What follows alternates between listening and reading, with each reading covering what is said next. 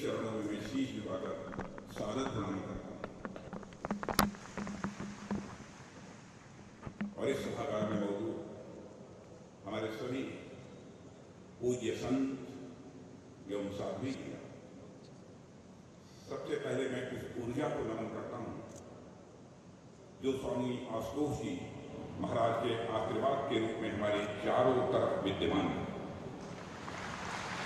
मैं आपके समक्ष उपस्थित आप सभी श्रद्धालुओं को भी नमन करता हूँ।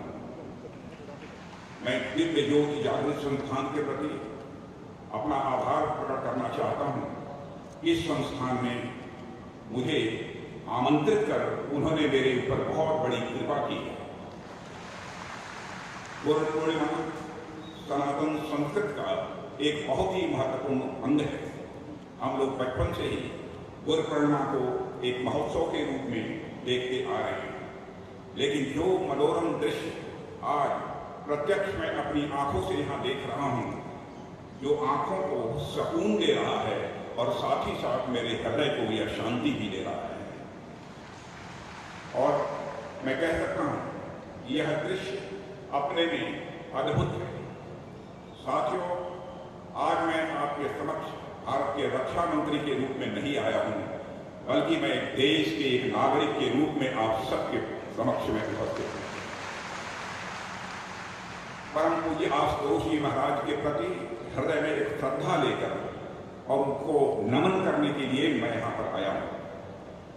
इसलिए परम पूज्य गुरु जी को जिस हद तक मैं समझ पाया हूँ, उस पर कुछ बातें आपके सामने मैं यहाँ रखना चाहूँगा। साथियों, श्री आशुतोष जी महाराज ने सर्वोच्च परमार्थ को लक्ष्य बनाते हुए लोगों को आपस में जोड़ा है। परमार्थ मतलब बिना किसी लाभ की अपेक्षा करते हुए दूसरों की सेवा करने का काम जो कोई महान व्यक्ति ही कर सकता है, छोटा व्यक्ति इस काम को नहीं कर सकता। स्वामी जी ने अपने कार्यों से समाज के लोगों को एक प्रेरणा दी है। इसलिए मुझे ऐसा लगता है कि स्वामी जी ने अपने कार्यों से समाज में सद्गुण लाने का जो कार्य किया है वह तो सराहनीय है ही, लेकिन इसके साथ ही साथ स्वामी जी ने लाखों लोगों के अंदर यह विश्वास भी जगाया है कि सर्वोच्च परमार्थ अर्थात दूसरों की भलाई करके ही इस मानव जीवन को सफल बनाया जा सकता है। मुझे यह देखकर अत्यंत प्रसन्नता हो रही है कि दिव्य ज्योति जागृत संस्थान स्वामी जी के जीवन मूल्यों और उन उद्देश्यों को लगातार जन जन तक पहुंचाने का काम कर रहा है। और स्वामी जी ने जिस तरीके से निस्वार्थ भाव से इस राष्ट्र और समाज के कल्याण के लिए उन्होंने कार्य किया है, वह एक विशाल जन समूह के लिए ही नहीं बल्कि समस्त देशवासियों के लिए बहुत ही प्रेरणादायी है। स्वामी जी द्वारा शुरू किए गए कार्य आज भी सुचारू रूप से चल रहे हैं और यह दर्शाता है कि स्वामी आशुतोष जी महाराज अपने कार्यों के माध्यम से आज भी हमारे बीच उपस्थित हैं। देवी व सज्जनों, स्वामी जी ने एक गुरु की भूमिका में रहकर इस अंधकारमयी दुनिया में एक प्रकाश स्तंभ के रूप में काम किया है। उन्होंने समाज को एक राह दिखाई है कि कैसे सेवा के माध्यम से हम परमात्मा तक पहुंच सकते हैं अथवा परमात्मा की अनुभूति कर सकते हैं और अपना जीवन हम कैसे सफल बना सकते हैं। आज गुरु पूर्णिमा का दिन हमें यह भी आभास दिलाने वाला दिन है कि वाकई इस संसार में गुरु का क्या महत्व होता है। साथियों, जहाँ तक मैं समझता हूँ, गुरु इस संसार में हमारे लिए एक पथ प्रदर्शक का कार्य करता है, एक मार्गदर्शक का वह कार्य करता है। आप सबके मोबाइल में एक एप्लीकेशन होगी गूगल मैप। आपको जहाँ भी जाना होता है आप उसमें अपना डेस्टिनेशन यानी गंतव्य डाल देते हैं और आपको अपने डेस्टिनेशन यानी गंतव्य तक पहुंचने का एक उपयुक्त रास्ता दिख जाता है।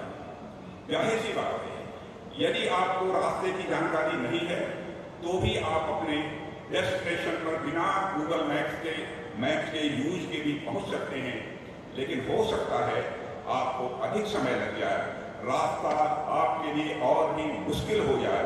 इसलिए इन तमाम मुश्किलों को दूर करने के लिए व्यक्ति गूगल मैप्स का सहारा लेता है ताकि उसे अपने डेस्टिनेशन तक पहुंचने के लिए सही रास्ता दिख जाए। देवियों व सज्जनों, गुरु की भूमिका भी इसी प्रकार सदैव सही राह दिखाने वाली होती है और इस पथरीले संसार में, इस अनित्य संसार में वे हमें रास्ता बताते हैं ताकि हम परमात्मा तक हम पहुंच सकें।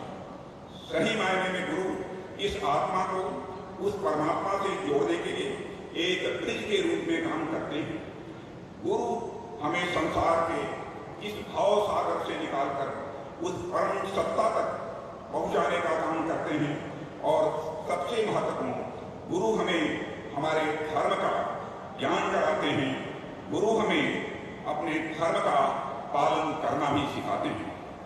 जब मैं यहाँ धर्म कह रहा हूँ तो उससे मेरा आशय किसी पंथ से नहीं है, किसी मजहब से नहीं है, बल्कि धर्म से मेरा आशय हमारे कर्तव्य से।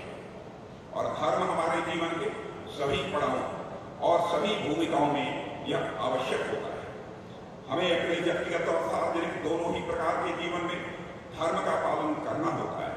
यदि मैं व्यक्तिगत जीवन पर बात करूं तो हमारे माता पिता, संतान, मित्र आदि सबका एक निश्चित धर्म है।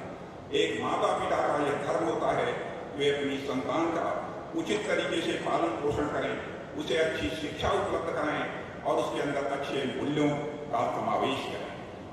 अपने बच्चे के अंदर ऐसा संस्कार डालें जिससे सिर्फ वे ही नहीं बल्कि पूरा समाज उस बच्चे पर गर्व करे।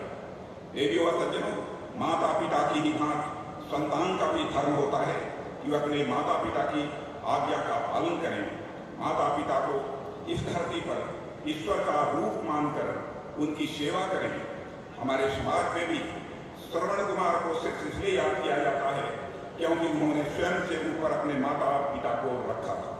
अपने अंधे माता पिता को तीर्थ यात्रा की इच्छा को पूरा करने के लिए उन्होंने वह सब कुछ किया जो एक संतान को करना चाहिए। लेकिन वर्तमान समय में जिस प्रकार मूल्यों का ह्रास हो रहा है वह एक चिंताजनक बात है। आजकल समाज में नैतिकता का ह्रास देखने को मिल रहा है। हम लगभग हर दिन ऐसी खबरें पढ़ते हैं कि किसी बच्चे ने अपने माता पिता से उनकी प्रॉपर्टी लिखवाकर उन्हें घर से बेदखल कर दिया। किसी बच्चे ने अपने बूढ़े माँ बाप को ओल्ड एज होम में भेज दिया। साथियों, ऐसी खबरें यह दर्शाती हैं कुछ संतानें अपना दायित्व पूरा नहीं कर पा रही हैं, वे अपने धर्म का पालन नहीं कर पा रहे हैं। इसलिए आज एक समाज के तौर पर हमें अपने बच्चों में वे संस्कारों का बीजारोपण करना होगा जो उन्हें संतान के रूप में अपने धर्म का ठीक तरीके से आभास करा सके। और इस दिशा में दिव्य ज्योति जागृत संस्थान का जो कार्य है उसके लिए मैं उन्हें कोटि कोटि बधाई देता हूँ, कोटि कोटि धन्यवाद देता हूँ। आपके प्रयास निश्चित रूप से समाज में नैतिकता का उच्च मानक स्थापित करेंगे, ऐसा मेरा विश्वास है। साथियों, हमारे निजी संबंध में एक धर्म भाई का होता है। भाई का धर्म अपनी बहन के प्रति तो होता ही है, उसे अपनी बहन की रक्षा करनी है। अपनी बहन को वे सारे अवसर उपलब्ध कराने हैं जो उसके विकास के लिए यह आवश्यक है। लेकिन इसके अलावा भाई का धर्म अपने भाई के प्रति भी होता है। राष्ट्र प्रेम का उदाहरण यदि हम देखें तो हमें रामायण से बेहतर उदाहरण और कहाँ मिल पाए। जब भगवान राम जंगल जा रहे थे तब उनके पीछे पीछे लक्ष्मण जी उनकी सेवा के लिए जंगल चले गए। अपने बड़े भाई के लिए उन्होंने अपना सारा जीवन न्यौछावर कर दिया। राम के छोटे भाई भरत का भी जिक्र आता है कि उन्होंने तब के समय के सबसे शक्तिशाली राज्य अयोध्या का राज सिंहासन भी अपने भाई के लिए ठुकरा दिया। और भगवान राम के वापस अयोध्या लौटने तक सिंहासन पर उनकी चरण पादुका रखकर उनके जैसा सन्यासी का जीवन व्यतीत किया। देवियों सज्जनों, गोस्वामी तुलसीदास जी द्वारा रचित रामचरितमानस में हनुमान जी को प्रेम से एक बार भगवान श्री राम ये कहते हैं कि तुम मम प्रिय भरत ही तुम भाई, अर्थात तुम मुझे भरत के समान ही प्रिय हो। एक कद था उस समय भरत का कि वो अपने भगवान राम के सबसे प्रिय। आज हम अपने आसपास देखते हैं जमीन के लिए, पैसे के लिए, संपत्ति के लिए भाई भाई में झगड़े होते हैं। ऐसे में आप बस कल्पना करिए कि भारत के उस त्याग की कि उन्होंने अपने भाई के लिए राज सिंहासन को भी ठुकरा दिया। मुझे लगता है आज इस देश के युवाओं को अपनी संघ से प्रेरणा लेने और अपने पुरखों ताकि हम एक भाईचारे निर्माण कर सकें। जीवन में होता है जो ईश्वर प्रदत्त नहीं होता है, बल्कि हम उसे खुद अपने आप से बनाते हैं, और वह संबंध होता है मित्रता का। धर्म का संबंध मित्रता से भी है, और मित्र को मित्रता का धर्म निभाना पड़ता है, मुसीबत में उसका साथ निभाना पड़ता है। इस संदर्भ में मुझे युद्ध में की एक बड़ी दुश्मन सेना पर गोलियां बरसाते हुए पीछे हट रही थी, क्योंकि शत्रु सेना की संख्या ज्यादा थी, इसलिए उन्होंने इनकी सेना में कई जवानों को घायल कर दिया। देवियों सज्जनों,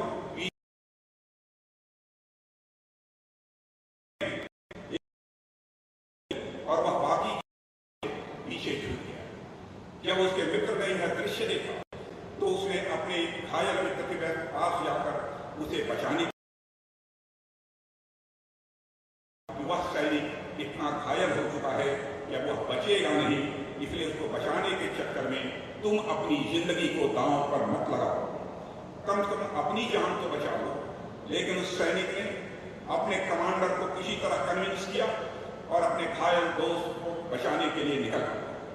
जब अपने घायल दोस्त को कंधे पर उठाकर वह वापस अपनी पलटन में आया, तब तक उसका मित्र शहीद हो चुका था। कमांडर ने सैनिक से कहा कि देखा, मैंने कहा था ना कि यह इतना घायल हो चुका है कि वह बचेगा नहीं, इसलिए वहां जाने की कोई जरूरत नहीं है, कोई फायदा नहीं है। लेकिन सैनिक ने अपने कमांडर से कहा कि सर, अभी वह निश्चित रूप से मर चुका है, लेकिन जब उसको बचाने के लिए मैं वहां गया था तब वह जीवित था, और मुझे देखकर उसने कहा कि मुझे विश्वास था कि तुम मुझे बचाने जरूर आओगे। जीना मरना तो यह ईश्वर के हाथ में है, लेकिन वह भरोसा जो एक मित्र का दूसरे मित्र पर था, मैं उस भरोसे को तोड़ना नहीं चाहता था। साथियों, मित्र का यही धर्म होता है कि मुसीबत के समय अपने मित्र का साथ दें। आप सब महाभारत के बारे में जानते हैं, उसमें भगवान श्री कृष्ण महाभारत का युद्ध रोकने का सारा प्रयास करते हैं, लेकिन दुर्योधन उन सारे प्रयासों पर पानी फेर देता है। जब भगवान सारे उपाय करके हार जाते हैं, तब उन्हें यह ध्यान आता है क्यों न कर्ण को ही अपनी तरफ मिला लिया गया। और एक बार कर्ण पांडवों के पक्ष में आ जाए तो फिर दुर्योधन युद्ध करेगा ही नहीं। फिर भगवान श्री कृष्ण कर्ण के सामने कई तरीके से प्रस्ताव रखते हैं। ज्येष्ठ पुत्र हो, हम तुम्हारे पांचों वीर भाई हमेशा तुम्हारी सेवा करेंगे। लेकिन कर्ण ने दुर्योधन की मित्रता के लिए भगवान कृष्ण के सारे प्रस्तावों को ठुकरा दिया था। राष्ट्रकवि रामधारी सिंह दिनकर ने रस में रथी में लिखा है कि कर्ण ने श्री कृष्ण ने यह कहा, सुरपुर से भी मुख मोड़ूंगा, सुरपुर से भी मुख मोड़ूंगा, केशव मैं उसे न छोड़ूंगा। अर्थात कर्ण ने स्वर्ग से दुर्योधन की मित्रता को प्राथमिकता दी। हालांकि दुर्योधन दुराचारी था, उसका कोई व्यवहार उचित नहीं था, लेकिन फिर भी कर्ण ने अपने मित्रता के धर्म को निभाया, और जब उसका मित्र मुसीबत में था तो उसने उस मुसीबत में अपने मित्र का साथ दिया। साथियों, व्यक्तिगत जीवन के अलावा सार्वजनिक जीवन में भी व्यक्ति को धर्म का पालन करना होता है। उदाहरण के लिए, देश का रक्षा मंत्री होने के नाते मेरा धर्म है कि मैं भारत के वीर सैनिकों के माध्यम से देश की सुरक्षा करूं। आप चाहे जिस पद पर रहें, आपका एक विशेष धर्म होता है, और उस धर्म का आपको पालन करना होता है। धर्म जीवन के प्रत्येक भाग में यह आवश्यक होता है, वह चाहे राजनीति ही क्यों न हो। राजनेताओं का भी अपना धर्म होता है। राजनीति में जो नीति शब्द है वह वास्तव में धर्म का ही प्रतिनिधित्व करता है, और मैं तो समझता हूँ कि राजनीति में धर्म का होना यह बेहद आवश्यक है। यह राजनीति शब्द दो शब्दों को मिलाकर बना हुआ है, राज और नीति। नीति यह संस्कृत के नए धातु से बना होता है, जिसका अर्थ होता है ले जाना, किस ओर ले जाना। ऐसा पॉलिटिकल सिस्टम जो समाज को सर्वार्थ की ओर ले जाने का काम करे, उसे ही राजनीति कहते हैं। लेकिन विडंबना यह है कि राजनीति शब्द आज वह अपना अर्थ भी खो चुका है और आज अपना भाव भी खो चुका है। आइए हम सभी मिलजुल कर इस दिव्य जागृति ज्योति संस्थान के माध्यम से यह संकल्प लें कि भारत की राजनीति में खोए हुए इस अर्थ व भाव को हम सब मिलकर पुनः स्थापित करेंगे। यह संकल्प लेने की आवश्यकता है। इससे राजनेताओं को अपने कर्तव्य का आभास होता है, उन्हें जनता के कल्याण के लिए कार्य करना है। हालांकि कुछ लोग राजनीति और धर्म एक दूसरे से अलग करके देखने की हिमायती होते हैं, पर मैं समझता हूँ शायद वह धर्म का अर्थ नहीं समझ पाते हैं। इस संदर्भ में महात्मा गांधी की कही एक बात याद आती है। उन्होंने एक बात कहा था कि those who say religion has nothing to do with politics do not know what religion is। अर्थात जो लोग ये कहते हैं कि धर्म का राजनीति से कोई लेना देना नहीं है, वह लोग शायद धर्म को जानते ही नहीं। मैं तो कहता हूँ धर्म ही नहीं, ऐसे लोग राजनीति भी उचित तरीके से नहीं जानते। हमारे देश में जिस राजनीति की चर्चा की गई है वह स्वयं में धर्म से प्रेरित है। हमारे यहाँ राजनीति को केवल सत्ता प्राप्त करने का माध्यम नहीं बताया गया है, बल्कि उसे जनता की सेवा का माध्यम बताया गया है। इसलिए कर्तव्य परायण राजा को हमारे यहाँ भगवान तक की संज्ञा दी गई है। इसलिए नहीं कि राजा के पास शक्ति होती है, बल्कि इसलिए कि राजा के पास जनता का सुख दुख देखने, उसका कल्याण सुनिश्चित करने का कर्तव्य होता है। साथियों, भगवान राम ही नहीं बल्कि भारतवर्ष के कई राजाओं ने समय समय पर अपने राजधर्म का परिचय देकर एक नया उदाहरण पेश किया है। आप सबने राजा शिवी की कहानी सुनी होगी। एक बार की बात है, एक कबूतर किसी बात से बचते हुए उनके चरणों में आ गिरा और वह कहने लगा कि महाराज मेरे प्राणों की रक्षा कीजिए। महाराज शिवी ने उस कबूतर को यह आश्वासन दिया कि मैं तुम्हारी रक्षा करूंगा।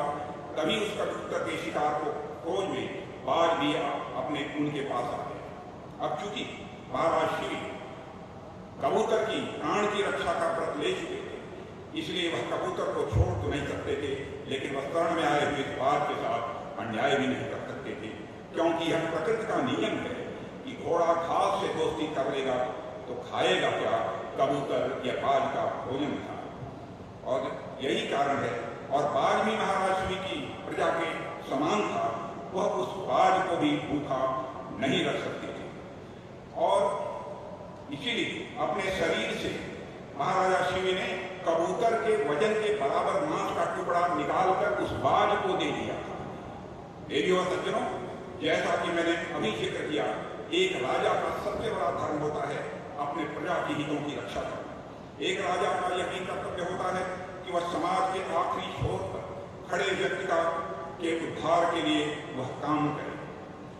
और साथियों, मुझे यह कहते हुए बेहद संतोष है कि हम सभी उसी दिशा में अपने कर्म आगे बढ़ाने का प्रयत्न कर रहे हैं और स्वामी श्री आशुतोष जी महाराज के आशीर्वाद से हम निरंतर अपने उद्देश्य की प्राप्ति में कामयाब भी हो रहे हैं। साथियों, एक और धर्म होता है जिसकी चर्चा के बिना मैं समझता हूँ ये सारी बातें अधूरी रहेंगी, और वह धर्म है मानवता का। हमारे जो निजी संबंध हैं वह सीमित होते हैं, मतलब हमारे माता पिता होते हैं, हमारे कुछ मित्र होते हैं, हमारे भाई बहन होते हैं, हमारे निजी जीवन में सिर्फ कुछ ही लोग आते हैं। इसके अलावा यदि मैं सार्वजनिक संबंधों की बात करूं तो कई बार आपका सार्वजनिक जीवन भी केवल कुछ ही लोगों तक सीमित रह जाता है। इसलिए मैं आपसे इस पर विशेष बात करना चाहूँगा कि निजी और सार्वजनिक जीवन में धर्म के पालन के अलावा हम मानव के रूप में भी अपने धर्म पर ध्यान केंद्रित करें। एक मानव के रूप में हमारा धर्म असीमित हो जाता है। हम स्वयं को इस धरती पर उपस्थित हर मानव से जोड़कर देख पाते हैं। भारत की संस्कृति तो हमेशा से ही मानवता की यह ध्वजवाहक रही है। हम आज भी जब पूजा करते हैं तो पूजा में हम विश्व का कल्याण मांगते हैं, सिर्फ अपना कल्याण नहीं मांगते। यह जो विश्व के कल्याण की भावना हमारी संस्कृति के अंदर है, हमें उसे ही दिखाने की और एक मानव के रूप में अपने धर्म को पहचानने की आवश्यकता है। और मुझे यह देखकर अत्यंत प्रसन्नता हो रही है कि दिव्य ज्योति जागृत संस्थान समाज के हर क्षेत्र में मानव की सेवा को सर्वोच्च परमार्थ मानते हुए काम कर रहा है। नेत्रहीन उत्थान कार्यक्रम, गौ संरक्षण, पर्यावरण संरक्षण व आपदा प्रबंधन जैसे अनेक मानवीय कार्य हैं जो संस्थान के द्वारा लगातार आयोजित किए जा रहे हैं। इन कार्यक्रमों के माध्यम से संस्थान समाज का कल्याण तो कर ही रहा है, साथ ही सामान्य मानव के लिए एक प्रेरणा स्रोत के रूप में भी काम कर रहा है कि मानवता की सेवा करना ही एक सच्चे मानव का यह धर्म है। देवियों और सज्जनों, देश अमृत काल में प्रवेश कर चुका है। अमृत काल की समाप्ति तक अर्थात 2047 तक हम भारत को एक विकसित राष्ट्र बनाने के संकल्प के साथ आगे बढ़ रहे हैं और हमें दिव्य ज्योति जागृत संस्थान जैसे संस्थानों के साथ ही मिलकर काम करना होगा। यह हमारी मान्यता है और मुझे पूरा विश्वास है कि दिव्य ज्योति जागृत संस्थान अब तक समाज के कल्याण के लिए जो कार्य करते आया है वह आगे भी इसी प्रकार से करता रहेगा, परम पूज्य आशुतोष जी महाराज की कृपा से। इस अवसर पर अधिक कुछ न कहते हुए एक बार फिर आप सभी के प्रति आभार व्यक्त करना चाहूंगा कि आपने